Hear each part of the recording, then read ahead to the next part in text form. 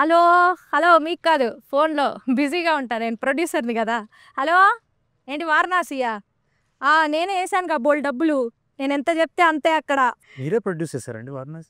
అయ్యో వారణాసి సినిమా కాదండి, మా ఇంట్లో వాళ్ళందరినీ వారణాసి టికెట్లు వేసి సొంత డబ్బులతో టికెట్లు వేసి పంపాను. నేను ఎంత చెప్తే అంతే మా ఇంట్లో, తెలుసా? బై ద వే నేను ఎవరో చెప్పలేదు కదా, నేను చాలా గొప్ప ప్రొడ్యూసర్నండి. ఇప్పటికే నా గెటప్ చూసి అర్థం చేసుకుని ఉంటారు. ఒకటే కాల్స్, ఎప్పుడు బిజీగా ఉంటాను అనమాట. నాకు ఒక మంచి స్టోరీ దొరికింది. ఓ సూపర్ స్టోరీ. అదేంటంటే ఒక ఫారెస్ట్ ఏరియాలో ఒక అబ్బాయి లొకేషన్ మేనేజర్. అదే coming to that point. And heroine దగ్గర కూడా ఒక ట్విస్ట్ ఉంటుందన్నమాట. అది నేను చెప్పలేను, రివీల్ చేయలేను, ఇంకా ప్రొడ్యూస్ చేయాలి కదా. సో చాలా అద్భుతమైన లవ్ స్టోరీ ఉంటుంది. ఒక విలను, ఒక చేజింగ్, ఒక వారు, ఒక లవ్, ఈ మొత్తం ట్విస్ట్ అన్నిటికీ మీ కాస్ట్ లాంటి మీ కాస్ట్ మీలాంటి ఒక అద్భుతమైన డైరెక్టర్, మీలాంటి మ్యూజిక్ డైరెక్టర్ ఉంటే కథ సూపర్ హిట్. అందుకే మన టీంతో ఇవాళ మీటింగ్ అరేంజ్ చేశారు. మనందరం కూర్చుని ఒకసారి మూవీ డిస్కస్ చేసుకుందాం. చేసుకుంటే సినిమా తీసేయడమే, ఇంకా సైన్ చేస్తే మొత్తం చెక్లే, బ్లాంక్ చెక్లు మొత్తం. ఓకే స్టార్ట్ చేద్దాం మూవీ డిస్కస్. బాగానే ఉందండి, ఒకటే చిన్న ప్రాబ్లం అంతే. ప్రతిదానికి లాంటి అన్నారు, మీ లాంటి మేము మమ్మల్ని పెట్టుకోవచ్చు. అదే మిమ్మల్ని పెట్టుకుందాం అనుకుంటున్నాను, మీ ఏమంటారు? ఖచ్చితంగా చాలా బాగుంటుందండి. ఒక్కసారి అంటే మనం ఎంత ఫాస్ట్ గా తీయచ్చు అంటే, ఇది ముందు మాకు చెక్లు ఇచ్చేసేయండి, రేపు December 12th రిలీజ్ సినిమా. అంటే ఇంకా 3-4 రోజులు. ఇది అంతే అంతే. అలా ఎలా తీస్తారు 3 రోజులు? అంతే ఫాస్ట్ ముందు చెక్లు ఇవ్వని చెప్తే ఎలా తీస్తాం ఫాస్ట్ గా. చెక్లు ఇవ్వాలా? సినిమా మా చెక్ బౌన్స్ అవడానికి కూడా కొంచెం టైం పడుతుంది, పర్వాలేదు. తప్పకుండా ఇస్తామండి. తీసేద్దాం సినిమా మరి. మేము ఆల్రెడీ తీసామండి. ఆల్రెడీ తీసారా? ఇదేంటి నేను తీద్దాం వాట్ ద వంకాయ్, మీరు ఇలా తీసేస్తే ఎలాగా? ఎవరు తీసారు, ఇది ప్రొడ్యూస్ చేశారు? People media factory. మీరు ఒక చిన్న మిస్టేక్ అండి, మీరు ఒక స్టోరీ దొరికింది అన్నారు కదా, అది PMF ఆఫీస్ లో మీకు దొరుకుంటుంది, ఆ సంగతి మర్చిపోయి ఉంటారు మీరు. అంటే అప్పుడప్పుడు అటే తిరుగుతూ పేపర్ ఎగిరి వస్తుంది. అదే కరెక్ట్. మీ పీపుల్ మీడియా ఫ్యాక్టరీ అండి. ప్రతి స్క్రిప్ట్ ఇలానే వాళ్ళు మంచి స్క్రిప్ట్లు అన్ని తీసేసుకుంటే మాలాంటి ప్రొడ్యూసర్స్ ఏం చేయాలి? It's very horrible. ఒక నిమిషం ఉండండి. కృతి, మన పీపుల్స్ మీడియా ఫ్యాక్టరీ కృతియే. కృతి, ఏంటమ్మా నువ్వు మీ నాన్నగారు విశ్వప్రసాద్ గారికి చెప్పొచ్చు కదా, ఇంత మంచి మంచి స్క్రిప్ట్లు అన్ని వాళ్ళు మీరు చేసేస్తే మేము ఏం చేస్తాం? ఒక్క నిమిషం అండి, ఇక్కడ సిగ్నల్స్ రావు. సిగ్నల్స్ మరి నాకు ఫోన్ కాల్ వెళ్తుంది అనుకున్నాను నేను. లేవా? ఓకేలే, తెలిసిపోయినట్టు. ఓకే, మరి ఇంటర్వ్యూలోకి వెళ్ళిపోదాం.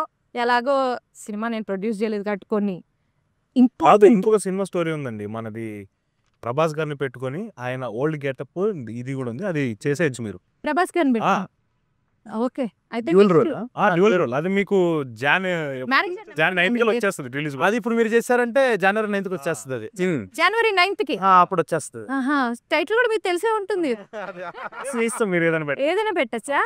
ఐ థింక్ మేనేజర్ ఎవరమ్మా ఇక్కడ? మేనేజర్ భోజనానికి వెళ్ళాడంట. వచ్చాక మేము స్క్రిప్ట్ గురించి మాట్లాడి, ప్రభాస్ గారి మేనేజర్ నెంబర్ ఉందా?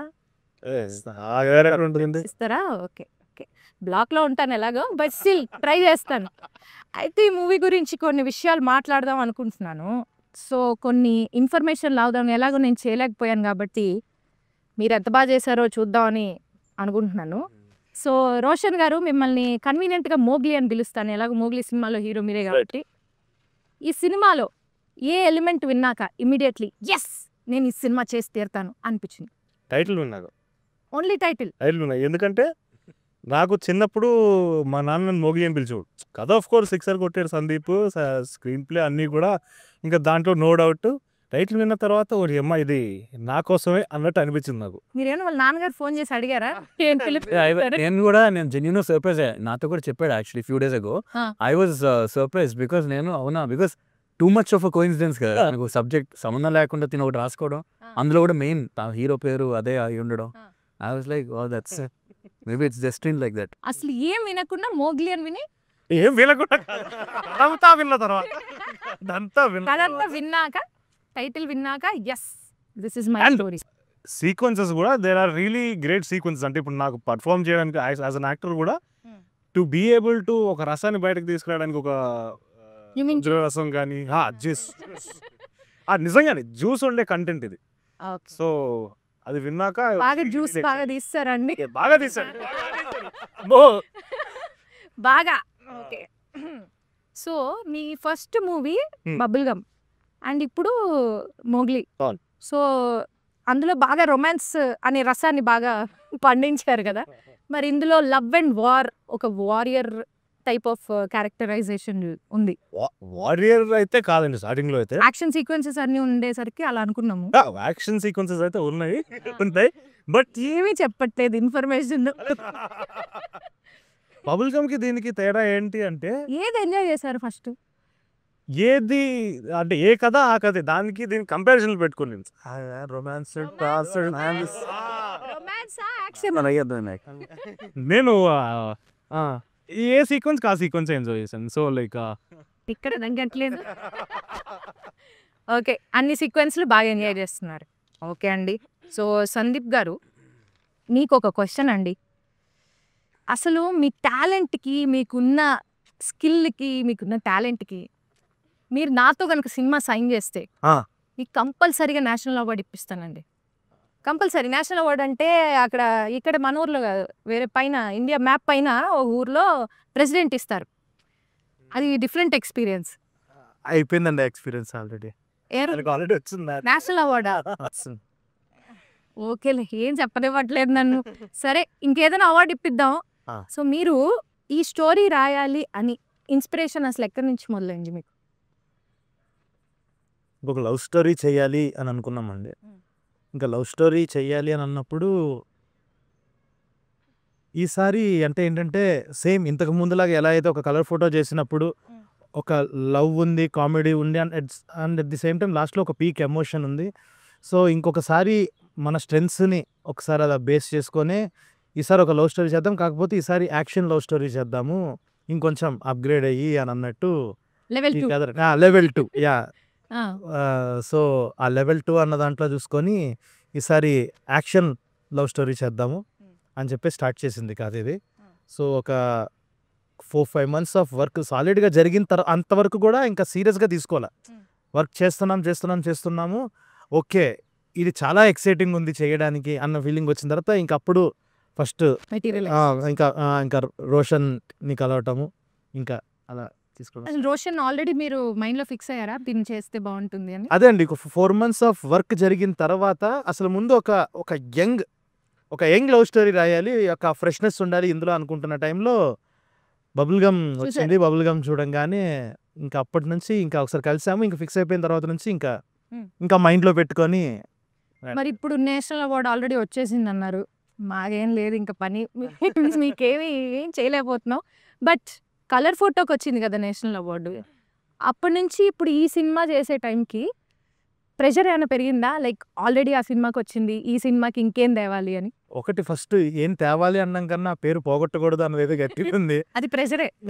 అదే చాలా పెద్ద ప్రెషర్ యాక్చువల్లీ. అదొకటిను ఖచ్చితంగా అదే అంటుంది. మనం అన్నప్పుడు ఒక లెవెల్ 2కి వెళ్ళినప్పుడు ఇంకా ఈసారి ఇప్పుడు నువ్వు ఏం ఎవాల్వ్ అయ్యావు, ఒక 5 ఏళ్ళు తీసుకొని 5 ఏళ్ళు గ్యాప్ తర్వాత ఇంకొకటి చేస్తున్నప్పుడు ఇందులో మనం ఏం ఎవాల్వ్ అయ్యాం ఒక రైటింగ్ పరంగా. ఇప్పుడు ఫస్ట్ సినిమా అని చెప్పేసి ఇప్పుడు కలర్ ఫోటో సినిమా చూసినప్పుడు అందులో కైండ్ ఆఫ్ చిన్న ఫ్లాస్ ఉన్నాయి ఏమన్నా. ఓకే, ఫస్ట్ టైం డైరెక్టర్ అని ఒక క్యూట్గా ఫీల్ అయ్యారు అందరూ ఆ కథను చూసి. అరే పాపం బాగా చేసుకున్నారు వీళ్ళు అని అప్పుడు ఉంటుంది. ఒక కైండ్ ఆఫ్ ఒక కైండ్ హార్టెడ్గా ఉంటారు. ప్రతిసారి ఎవరు అలాగా, ప్రతిసారి ఆ ఛాన్స్ ఉండదు. ఈసారి చాలా బ్రూటల్గా ఉంటారు కాబట్టి ఇంకా ఒళ్ళు దగ్గర పెట్టుకొని జాగ్రత్తగా చేయాలి అని చెప్పి రైటింగ్ పరంగా కానీ మేకింగ్ పరంగా కానీ ఇంకా చాలా నేర్చుకొని అప్గ్రేడ్ అయ్యి. సో ఈ 5 years దానికే టైం తీసుకున్నారా? లేదండి, అన్ని ఇంకొక 4-5 కథలు ఇవన్నీ వర్క్ చేస్తూ దాని మీద చేస్తూ ఫైనల్గా ఇది కుదిరింది. Too many things. ఇంకొకటి ఏంటంటే అందులోనూ మనం ఒక పక్కన యాక్టింగ్ చేసేస్తూ మధ్యలో డాకులో కూడా అలా యాక్టింగ్ ఇలాగా అదర్ అవగేషన్స్ ఎక్కువైపోయి ఎక్స్ట్రా కరికులర్ యాక్టివిటీస్ ఎక్కువైపోయి ఇవే ఏదైనా పనే కాదు ఏదైనా అపార్ట్ ఫ్రమ్ మూవీ అదర్ లేదండి. సినిమాలోనే ఏదో క్రాఫ్ట్ లో అన్నిట్లో అలాగా ఏదైనా అన్ని సినిమాకి సంబంధించిన పనులే చేసుకుంటూ డైరెక్షన్ అది యావగేషన్. దానివల్ల అలా అయిపోయాడు. Sakshi, you are the jasmine in the movie. So Telugu వచ్చా అండి మీకు? అర్థమైంది ఆల్రెడీ అయిపోయిందా? నేను ఇంకా అర్థమైంది కరెక్ట్ అర్థం అవుతుంది. అర్థం అవుతుంది స్పీకింగ్ పార్ట్ కొంచెం స్లో అండ్ మన డైరెక్టర్ సందీప్ గారితో వర్క్ చేయడం ఎలా అనిపించింది? How was the experience? First of all welcome to Telugu industry. So sweet, thank you so much. So ఎలా అనిపిస్తుంది తెలుగు ఇండస్ట్రీ? ఫస్ట్ దాని గురించి చెప్పండి.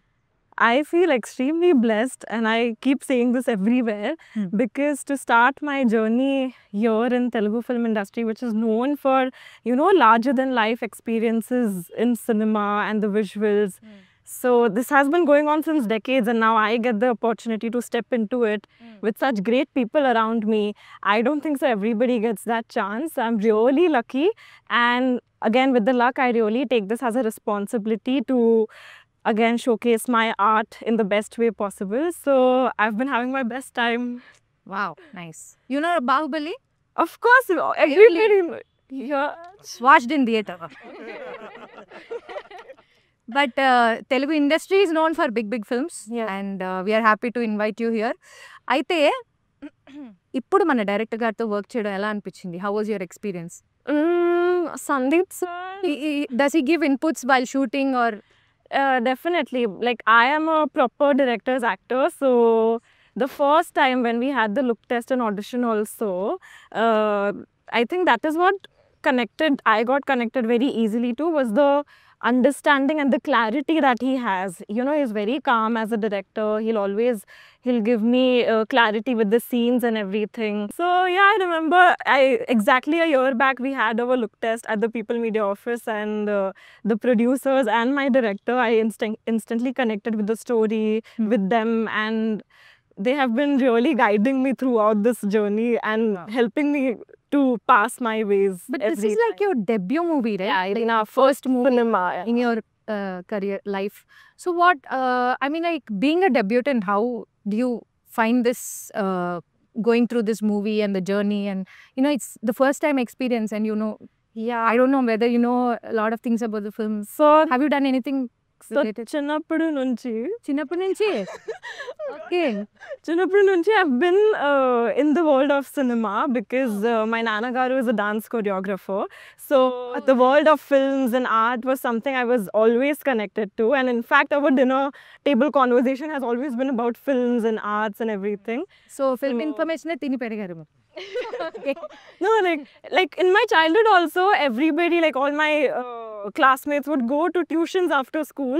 I would go for dance classes or maybe music classes. So that was the difference that I had as a child. I was always connected to art.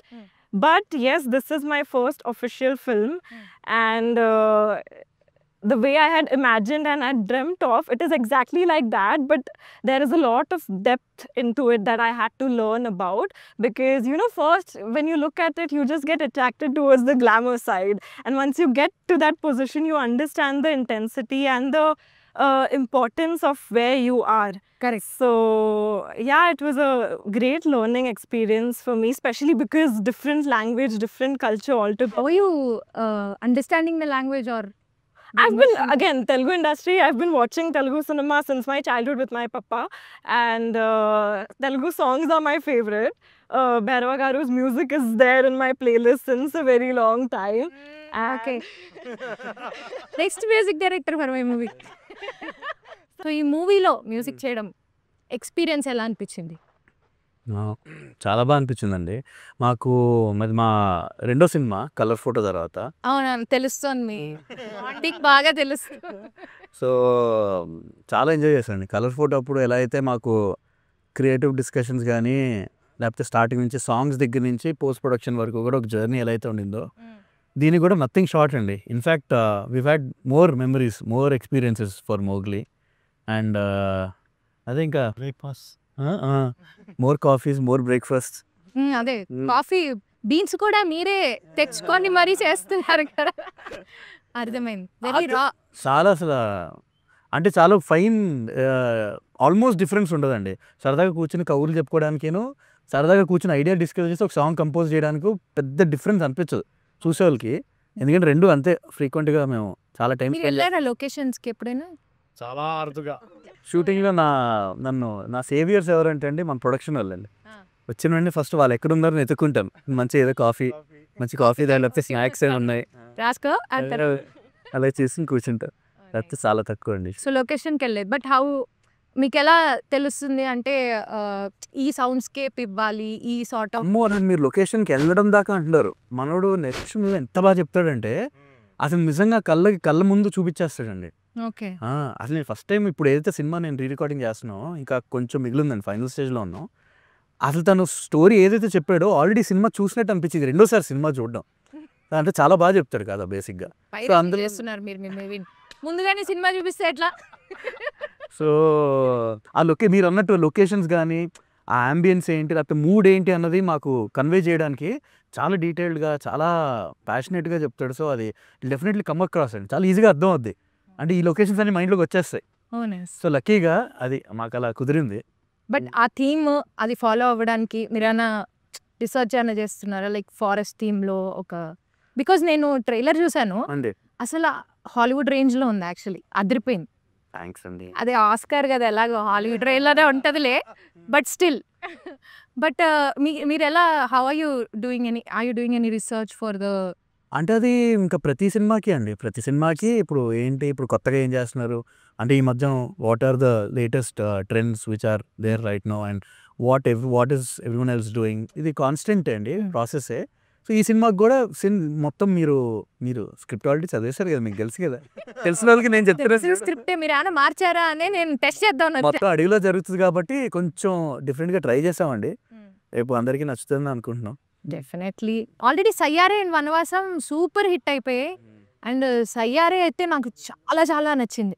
My favourite song Saiyaara. Thank you so much. I mean Vanavasam families లో అందరు వినేస్తున్నారు, నేను అంత family type కాదు కాబట్టి సయ్యారే loop లో వింటున్నాను నేను actually. Very nice. And ఇందులో ఒక సాంగ్ ఉంటుందండి, ఇంకొక సాంగ్, థర్డ్ సాంగ్ ఒకటి ఉంది, ఇంకా రిలీజ్ చేయలేదు. ఫీమేల్ కూడా ఉందా అందులో? అన్లక్కీలీ ఓన్లీ మేల్ సాంగ్, అది కూడా మా ఇద్దరి పర్సనల్ ఫేవరెట్ అది. అందుకే ఇలాంటి ఇవ్వకే నేను ప్రొడ్యూసర్ గా మారాల్సి వచ్చింది. సరే చెప్పండి. అది first song of the film, అది మా ఇద్దరికి చాలా పర్సనల్ ఫేవరెట్ ఆ పాట. ఓకే. అది కూడా అంటే ఒక సినిమా తాలూకా మూడ్ని అయితే అది సెట్ చేస్తుంది చాలా. ఓకే, మనం నెక్స్ట్ 2 గంటలు ఇలాంటి సినిమా చూడబోతున్నాం, ఇంత ఎనర్జీ ఉన్న సినిమా చూడబోతున్నాం అని. ఆ సాంగ్ కూడా చాలా బాగుంది. అది నెక్స్ట్ రిలీజ్ అవబోతుంది, అది కూడా చాలా చాలా బాగుంది. సో మోగ్లీజీ చెప్పండి. సో ఈ సినిమాలో నేను చూసినంత వరకు, నేను విన్న కథ ప్రకారం కూడా చాలా హార్స్ రైడింగ్లు, చాలా చేజింగ్లు, చాలా యాక్షన్ సీక్వెన్సెస్ ఇవన్నీ ఉన్నాయి కదా. సో దానికోసం ఎలా ప్రిపేర్ అయ్యారు? హార్స్ రైడింగ్ అంటే క్లాసెస్ తీసుకున్నానండి బిఫోర్ షూటింగ్. 3 months తీసుకున్నాను. ఒక ఫస్ట్ మంత్లో 2 సార్లు పడ్డాను. పడి ఒక 1 week అలా పడుకోవాల్సి వచ్చింది, లేకపోయాను. తర్వాత చేసేసి ఇవన్నీ అంటే నార్మల్ ఇంకా ట్రైనింగ్, మామూలు ఇట్లా రోడ్డు మీద వాటి మీద కాదు, అడవిలో చేయాలి కదా. అదే చాలా చేస్తున్నప్పుడు ఒకసారి యాంకిల్ ట్విస్ట్ అయ్యింది. యాంకిల్ ట్విస్ట్ ఫస్ట్ షాట్ అది కూడా. ఫస్ట్ ఏంటి సార్ మీరు ఇంత కష్టం, పిల్లాడి సెకండ్ షెడ్యూల్ ఫస్ట్ షాట్. పిల్లాడిని ఇలా ఇబ్బంది పెట్టచ్చు అసలు? నాకేం ఇబ్బంది, నేను ఎంజాయ్ చేశాను, నేను జనరల్గా ఎంజాయ్ చేశాను. మీరు నా సైడ్ ఉంటారు అనుకున్నా. ఓకే, సో యాంకిల్ ట్విస్ట్ ని కూడా ఎంజాయ్ చేశారు. ఈ లెక్కన మీరు సినిమాని ఇంకెంత అక్కడ దాంట్లో పెయిన్ ఉండాలి, ఆ షాట్ లో చాలా పెయిన్ ఉండాలి, అది ఈజీగా ట్రాన్స్లేట్ అయింది. కావాలనే చేశారు కదా ట్విస్ట్. సినిమా ట్విస్ట్ అదే. ఇప్పుడు ఒక చిన్న హీరోయిన్ క్యారెక్టర్లో there is a small twist అంటారా, దాన్ని ఏమంటారు? చెప్పేశారు. How was it playing deaf and mute person, which is very tough, and that too in your first movie itself. So how was it? Actually, ee character kosam I also had to go through like a workshop process, and I spent a lot of time with kids who are deaf and mute. So I got to observe a lot the silence, and it was not just about acting, it was a whole new communication skill that I was learning. True. And again, it was not just me, but he also had to like learn. Because we are playing Mowgli and Jasmine.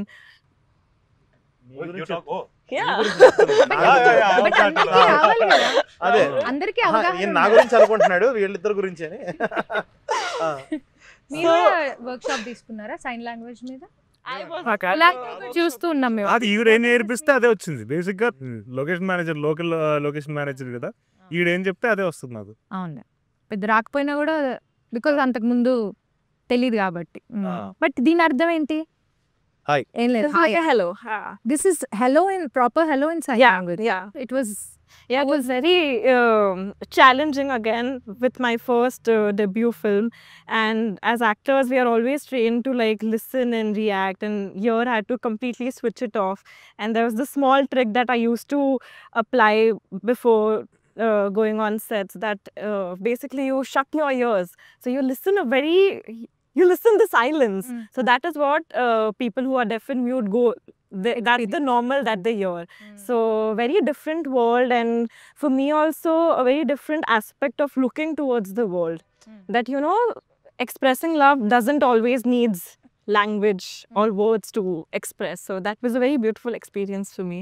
Nice. మా కోసం ఎన్నో 1-2 words చెప్తారా sign language? నేను చెప్తా. ఇది hello, ఇది thank you. Okay. And అంతే, నాకు వచ్చింది హలో థ్యాంక్ యూ మాత్రమే మనకు వచ్చింది. ఐ లవ్ యూ కి? I love you very simple. Oh like that. Okay. ఇలా అవేం లేవు కదా. Different language. Korean sign language. Understood. Parvathipuram రంపచోడవరంలో ఏంటి మీకు అంత అనుబంధం? మేము పుట్టి పెరిగిన నేల అది. సో అలాగా సినిమాలోనా? ఇప్పుడు క్యారెక్టర్ మాట్లాడుతుంది. ఇప్పుడు క్యారెక్టర్ మాట్లాడుతుంది, మోగ్లీ మాట్లాడుతున్నారు. ఆ, మాకు చెప్పరా? నేను ఇంకా సుమక్క వాళ్ళు అక్కడి నుంచి వచ్చారా మీకు? కాదు బట్ లైక్ రంపచోడవరంతో చాలా మంచి కనెక్షన్ ఉంది. ఎందుకంటే రంపచోడవరం అక్కడే we shot most of the film. Almost ఒక 60% వరకు అక్కడే 50 days అక్కడే జరిగింది. ఇంకా అది ఒక సెకండ్ హోమ్ లాగా అయిపోయింది. ఎందుకంటే ఒక లాడ్జ్లో అక్కడ మేము అందరం ఒక బిగ్ బాస్ హౌస్ లాగా ఒక సెటప్.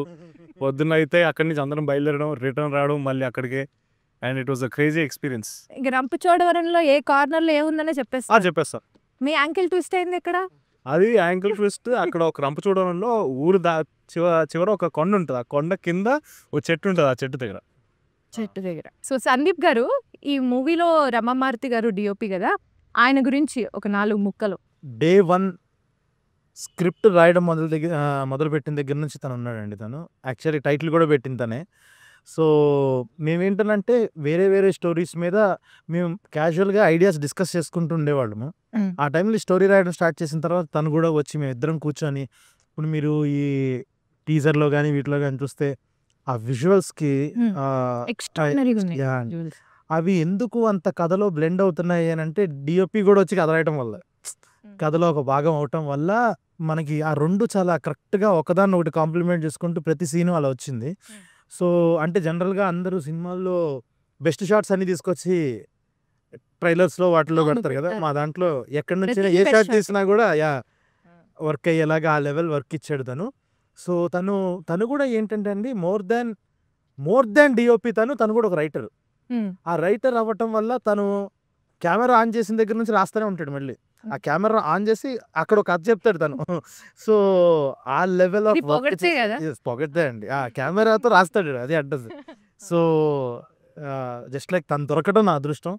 సో జస్ట్ లైక్ నాకు ఒక స్ట్రెంత్ లాగా యాడ్ అయ్యాడు తను. అమేజింగ్. సో అదే ఇంకా లైక్ ఒక 4 ముక్కలు 2 ముక్కలు అదే అండి. 2 ముక్కలా?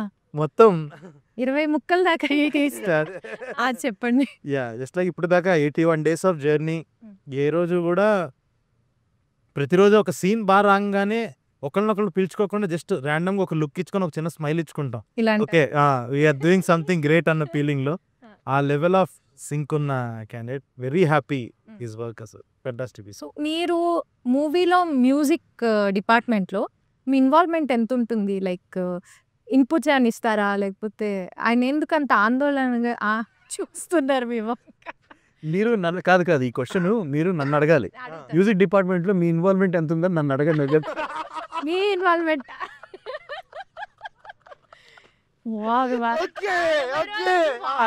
లేదా మీరు అడిగే కాదు కదా, మీరు అడిగిన క్వశ్చన్ తప్పు కాదు, కొంచెం డైరెక్షన్ మార్చాలా? మీ ఇన్వాల్వ్మెంట్ ఎంత ఉందండి సినిమా మ్యూజిక్ లో? లక్కీగా అండి మా ఇద్దరికి ఉన్న ర్యాపో వల్ల నేను బాగానే ఇన్పుట్స్ ఇవ్వగలిగానండి. అంటే అది మా కాంబినేషన్, మా అండర్స్టాండింగ్ అది. సో ఎప్పటికప్పుడు నాకు వచ్చిన ఐడియాలు ఇన్పుట్స్ అన్ని కూడా యాక్సెప్ట్ చేస్తున్నాడు ఫస్ట్ నుంచి. అంతే కదా. అంతే.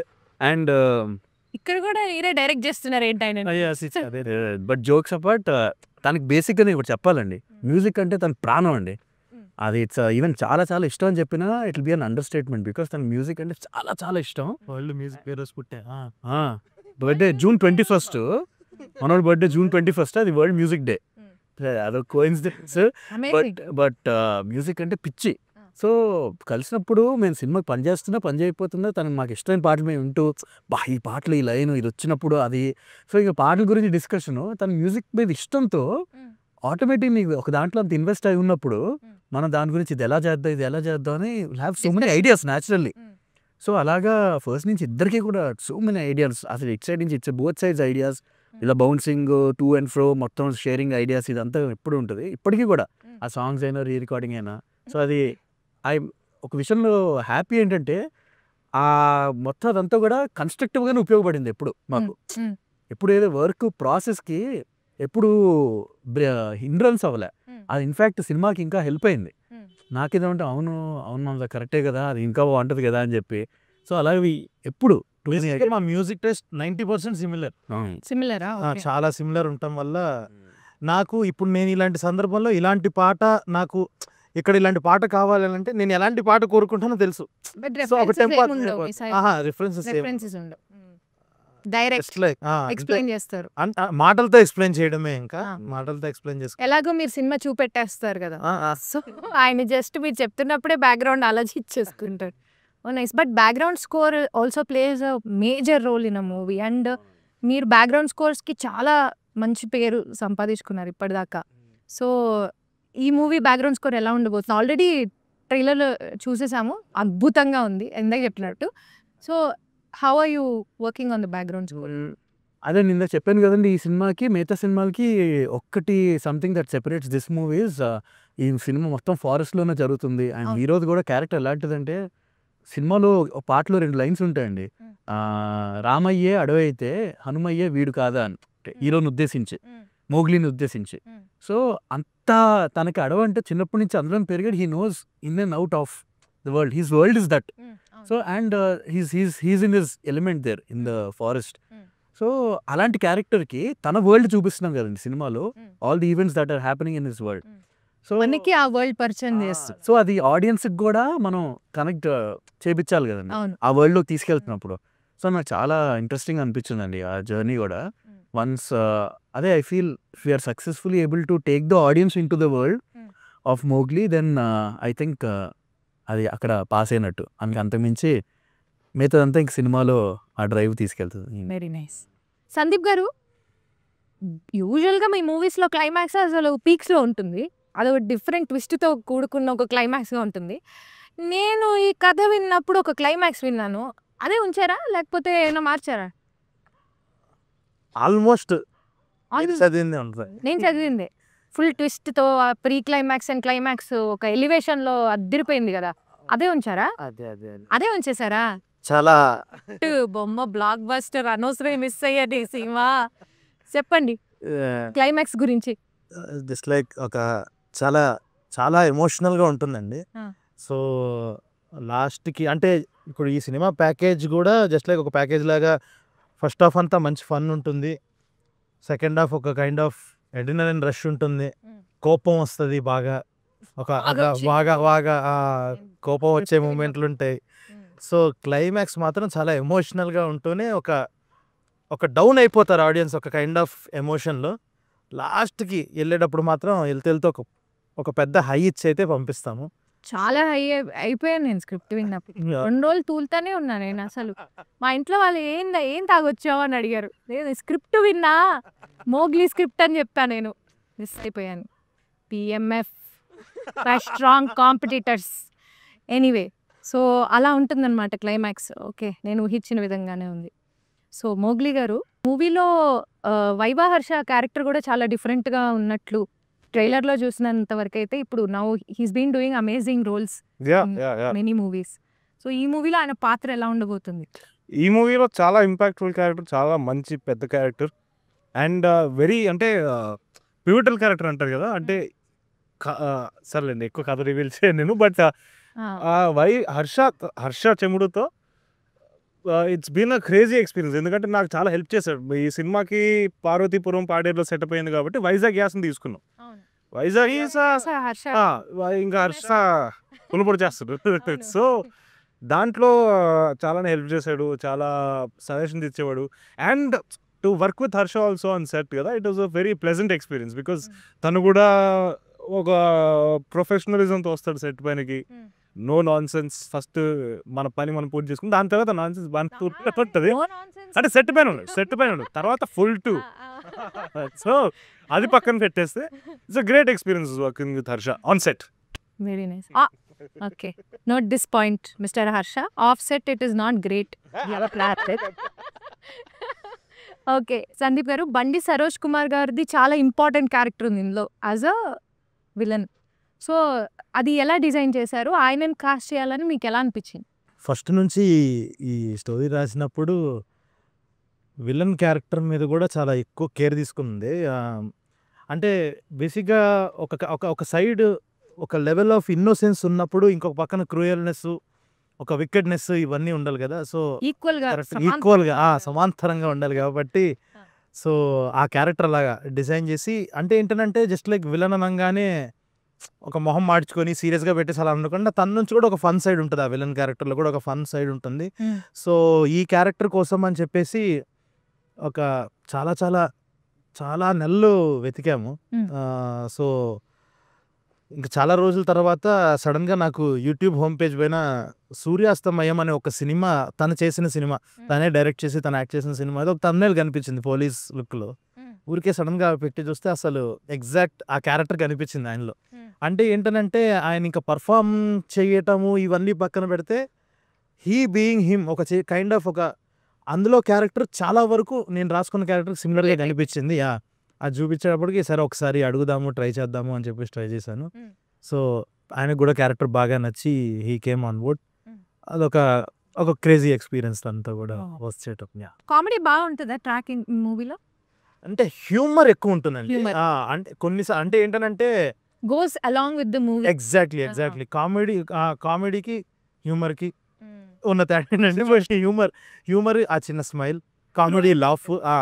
సో హ్యూమర్ సినిమా అంతా చాలా క్యారీ అవుతుంది. ఫస్ట్ హాఫ్ అంతా కంటిన్యూస్ హ్యూమర్ ఉంటుంది. బట్ కామెడీ కొన్ని మీకు జోక్ పేలితే కామెడీ, లేకపోతే అది ఇంకా హ్యూమర్. ప్రైమరీలీ సిచ్యువేషనల్ గా డ్రివెన్ అయిన కామెడీనే ఉంది. చాలా బాగుంటుంది. సిచ్యువేషనల్ కామెడీ చాలా ఉంటుంది. విశ్వప్రసాద్ గారి గురించి చెప్పండి. ఇది